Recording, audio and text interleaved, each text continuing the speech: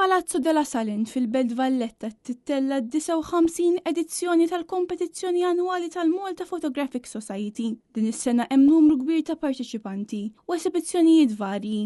Il-kompetizzjoni tiffoka primarjament fuq il-promozzjoni tal-arti tal-fotografija fost il-Maltin.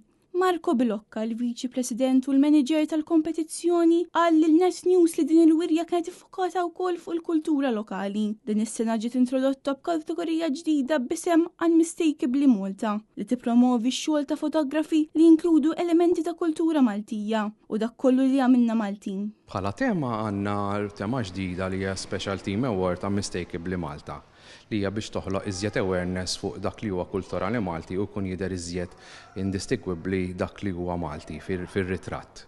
L-għan ta' din l-eżibizzjoni u li jiġi ffaċilitat spazju għal membri u artisti lokali biex ikollhom opportunità li juru l-impenn tagħhom fil-kultura lokali.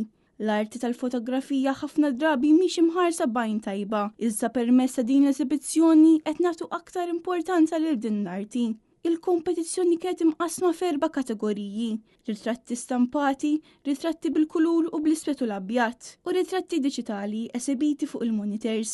L-aqwa ritratti fil-kategoriji differenti ġew premjati b'medalji tad-deheb, tal-fidda u tal-bronz, filwaqt li r-ritratti li spikkaw ingħataw ċertifikat ta' rikonoxximent. Bħala ritratti għandna 119 ritratt u ammont ieħor diġitali li qegħdin esibiti fuq in-naħa ta' ġewwa.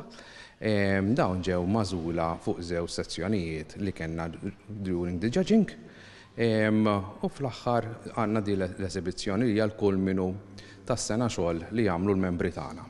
Il-wirja hija miftuħa sa 19 ta' Diċembru ġewwa Palazzo della Sal, il-Belt Valletta.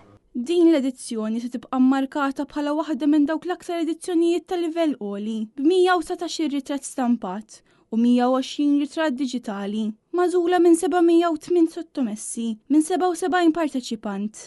Din ir-wirja ser tkun miftuħa l pubbliku b'xejn bejn il-ġimgħa 29 ta' Novembru u l-ħamis 17 ta' Diċembru, kull nhar ta' tnejn sal-ġimgħa bejn it-8 ta' filgħodu tas-7 ta' filgħaxija u s-sibtijiet bejn id-9 ta' filgħodu u s-sija ta' war nofsinhar.